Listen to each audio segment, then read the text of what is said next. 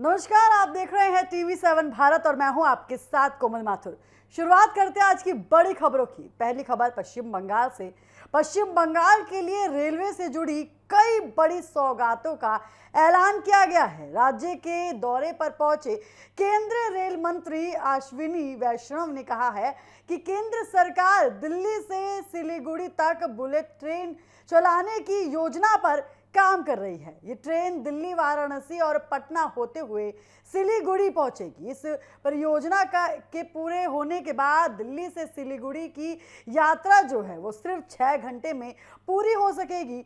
Rail मंत्री ने कहा है कि पश्चिम बंगाल में रेलवे के विकास को नई रफ्तार दी जाएगी। उन्होंने बताया है कि राज्य में 102 अमृत भारत स्टेशनों का आधुनिकीकरण किया जाएगा, जिनमें 10 स्टेशनों का काम पहले ही पूरा हो चुका है। इसके अलावा राज्य में पहले से 9 वंदे भारत एक्सप्रेस और 13 अमृत भारत ट्रेन चल रही हैं। उन्होंने ये भी कहा है कि वंदे भारत स्लीपर सेवा की शुरुआत भी सबसे पहले पश्चिम बंगाल से ही की गई थी।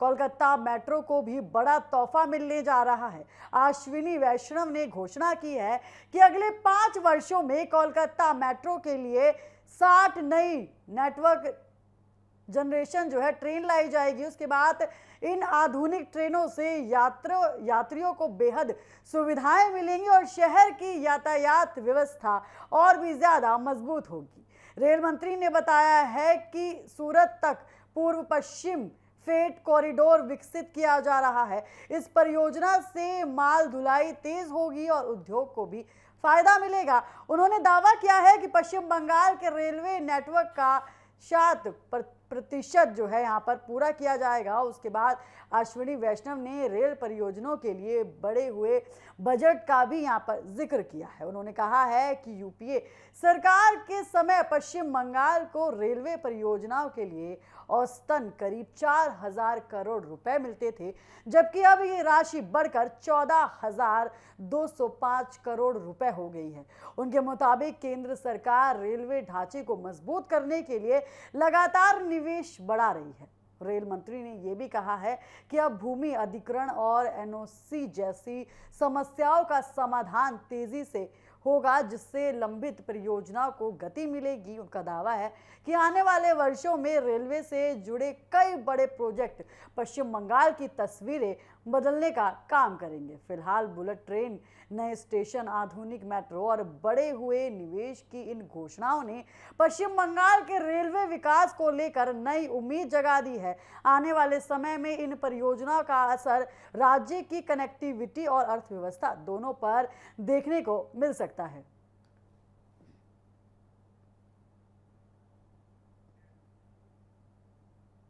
इसी के साथ बढ़ेंगे हमारी दूसरी खबर की ओर। कोलकाता में आयोजित सनातन चेतना और राम राज्य जागरण कार्यक्रम में पश्चिम बंगाल के मुख्यमंत्री शुवेंदु अधिकारी ने सनातन धर्म की रक्षा और उसे आगे बढ़ाने की जरूरत पर जोर दिया। उन्होंने कहा है कि बंगाल के लोग सौभाग्यशाली हैं। उन्होंने अपने धर्म, संस्कृति और परंपराओं का पालन करने की पूरी आज़ादी है। कार्यक्रम में उन्होंने पड़ोसी बांग्लादेश में हिंदुओं की स्थिति का भी जिक्र किया और कहा है कि भारत में रहने वाले लोग स्वतंत्र रूप से अपनी आस्था का पालन कर सकते हैं। अपने संबोधन में शुवेंदु अधिकारी ने कहा है कि पश्चिम बंगाल को वर्षों तक तुष्टीकरण की राजनीति का नुकसान उठाना पड़ा है। उन्होंने आरोप लगाया है कि अवैध घुसपैठ की वजह से राज्य के कई इलाकों में जनसंख्या का संतुलन प्रभावित हुआ है। उन्होंने ये भी कहा है कि पहले कई हिंदू त्योहारों और धार्मिक योजनाओं के दौरान बाधाओं की शिकायतें सामने आती थी। उनका दावा था कि अब माहौल बदल रहा है और आने वाले समय में धार्मिक और सांस्कृतिक परंपराओं को अधिक समर्थन मिलेगा। शुवेंदु अधिकारी ने कहा है कि नई सरकार सनातन मूल्य और भारतीय संस्कृति को बढ़ावा देने के लिए काम कर रही है। उन्होंने कहा कि समाज को अपनी जड़ों और परंपराओं से जुड़े रहना चाहिए। उनके अनुसार सनातन धर्म केवल आस्था का विषय नहीं है, बल्कि जीवन जीने का एक तरीका है जो समाज को एकजुट रखने का काम करता है।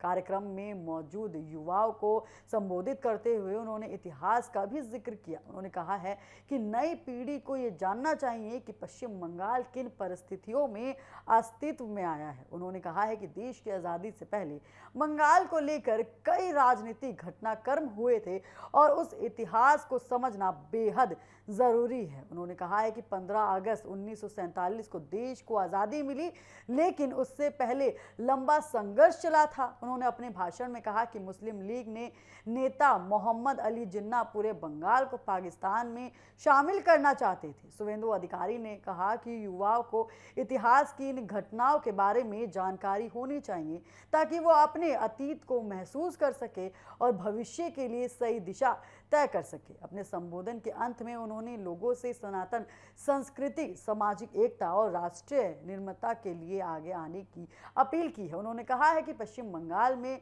बदलाव का दौर शुरू हो चुका है और आने वाले दिनों में ये बदलाव और अधिक दिखाई देगा। फिलहाल उनके इस बयान के बाद राज्य की राजनीति में नई चर्चा का दौर शुरू हो गया है। इसी के साथ बढ़ेंगे हमारी तीसरी खबर की ओर। उत्तर प्रदेश में मॉनसून आने से पहले एक बार फिर भीषण गर्मी लोगों की परीक्षा लेने वाली है। मौसम विभाग के अनुसार आने वाले दिनों में प्रदेश के कई जिलों में तापमान 45 डिग्री सेल्सियस तक पहुंच सकता है। 9 और 10 जून को लू चलने की भी संभावना जताई गई है। ऐसे में लोगों को गर्मी और उमस दोनों का सामना करना पड़ सकता है। पिछले कुछ दिनों में आंधी और हल्की बारिश के कारण लोगों को गर्मी से थोड़ी राहत मिली थी, लेकिन ये राहत ज़्यादा दिनों तक नहीं टिक सकी। शनिवार को मौसम ने फिर करवट ली और सुबह से ही तेज धूप निकल आई। दिन चढ़ने के साथ गर्मी का असर बढ़ता दिखा, लोगों को दोबारा झुलसने लगा। उसके बाद कई जगहों पर उमस भी काफ़ी ज़्यादा रही, जिससे लोगों की परेशानियां और भी ज़्यादा बढ़ी। मौसम विभाग का कहना है कि रविवार से आसमान साफ होने लगेगा और अगले सप्ताह गर्मी का असर और बढ़ सकता है। अनुमान की अधिकतम तापमान जो है 45 डिग्री सेल्सियस के बीच रह सकता है। वहीं रात का तापमान भी सामान्य से अधिक रहने की संभावना है। मौसम विभाग पहले ही इस साल उत्तर भारत में सामान्य से अधिक लू वाले दिनों की संभावना जता चुका है। उसके बाद शनिवार को प्रदेश के कई हिस्सों में लोगों को भीषण गर्मी का सामना करना पड़ा। दोपहर के समय सड़कों पर आवाजाही कम दिखाई दी, बाजारों में भी रौनक कम रही और लोग ज़रूरी काम होने पर ही घर से बाहर निकलते नजर आए। तेज धूप और गर्म हवाओं के कारण लोगों को मई महीने जैसी गर्मी महसूस हुई। उसके बाद मौसम विशेषज्ञों के मुताबिक फिलहाल गर्मी से राहत मिलने के असर कम है। मानसून की दस्तक से पहले उत्तर प्रदेश में गर्मी का एक और तीखा दौर देखने को मिल सकता है। प्रदेश के कई इलाकों में तापमान जो है 45 डिग्री सेल्सियस के बीच पहुंचने की संभावना लगातार बनी हुई है। मौसम में लगातार हो रहे बदलाव का असर लोगों की सेहत पर भी पड़ सकता है और डॉक्टरों का कहना है कि इस तरह की गर्मी और उमस में डिहाइड्रेशन, बुखार, सर्दी, खांसी और थकान जैसी समस्याएं बढ़ सकती हैं। खासकर बच्चों, बुजुर्ग और पहले से बीमार लोगों की जो है सावधानी उनको बरतनी चाहिए। चिकित्सकों ने लोगों को सलाह दी है कि दोपहर के समय धूप में ना निकलें, पर्याप्त मात्रा में पानी पिएं और हल्का भोजन करें। बाहर निकलते समय सर को ढककर रखें, शरीर में पानी की कमी ना होने दें। लगातार पसीना आना और तेज गर्मी के कारण हीट स्ट्रोक का खतरा भी बढ़ सकता है। फिलहाल उत्तर प्रदेश के लोगों को अगले कुछ दिनों और गर्मी का सामना करना पड़ सकता है। मौसम विभाग की नज़र मानसून की गतिविधियों पर बनी हुई है। लोगों को उम्मीद है कि जल्द ही मानसून प्रदेश में पहुंचेगा और भीषण गर्मी से राहत दिलाएगी, लेकिन अब तक लू, तेज धूप और उमस से बचाव के लिए सतर्क रहना बेहद जरूरी है। इसी के साथ बढ़ेंगे हमारी चौथी खबर की ओर। दिल्ली यूनिवर्सिटी की असिस्टेंट प्रोफेसर डॉक्टर देविस्मिता पाल मर्डर केस में बड़ा खुलासा हुआ है। दिल्ली पुलिस ने इस मामले में पश्चिम बंगाल से एक महिला समेत 2 लोगों को अरेस्ट किया है। उसके बाद इन्वेस्टिगेशन किया गया, उसमें सामने आया है कि हत्या के पीछे प्रॉपर्टी डिस्प्यूट की वजह हो सकती है। पुलिस अब इस पूरे मामले की गहराई से इन्वेस्टिगेशन कर रहा है। उसके बाद आपको बताएं कि दिल्ली यूनिवर्सिटी के शिवाजी कॉलेज में असिस्टेंट जो प्रोफेसर थी, उसके बाद वहीं पूर्व दिल्ली के न्यू अशोक नगर इलाके में अकेले रहती थी। उसके बाद कुछ दिन पहले उनका शव घर से बरामद हुआ था। घटना की जानकारी मिलते ही पुलिस मौके पर पहुंची और मर्डर केस दर्ज कर जांच प्रक्रिया शुरू कर दी। इन्वेस्टिगेशन के दौरान पुलिस ने सीसीटीवी फुटेज, कॉल रिकॉर्ड्स और आसपास के लोगों से पूछताछ की। इसी दौरान कुछ सस्पेक्ट्स की पहचान हुई। उसके बाद जांच में पता लगाया कि घटना से पहले कुछ लोगों की गतिविधियां काफ़ी संदिग्ध थी। इसके बाद पुलिस ने जांच का दायरा दिल्ली से पश्चिम बंगाल तक बढ़ाया। दिल्ली पुलिस की टीम ने पश्चिम बंगाल में रेड कर एक महिला और एक पुरुष को अरेस्ट किया। पूछताछ के दौरान प्रॉपर्टी डिस्प्यूट का एंगल सामने आया।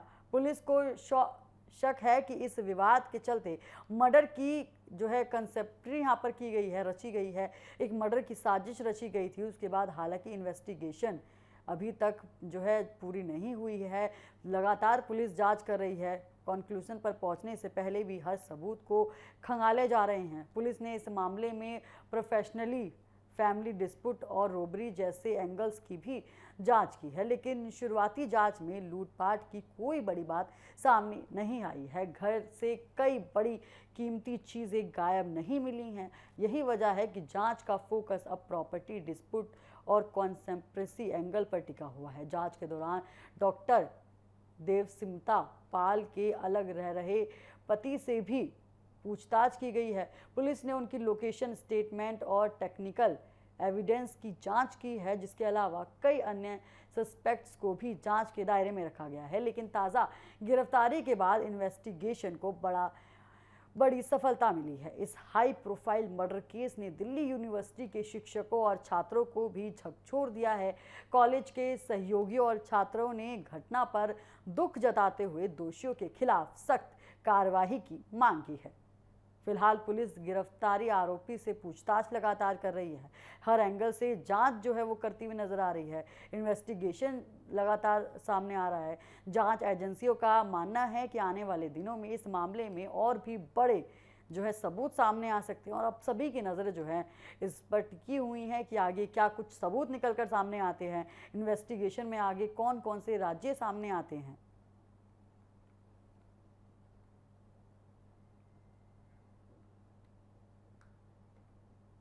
फिलहाल के लिए इतना ही। जल्द फिर हाजिर होंगे। आप देखते रहिए TV7 भारत।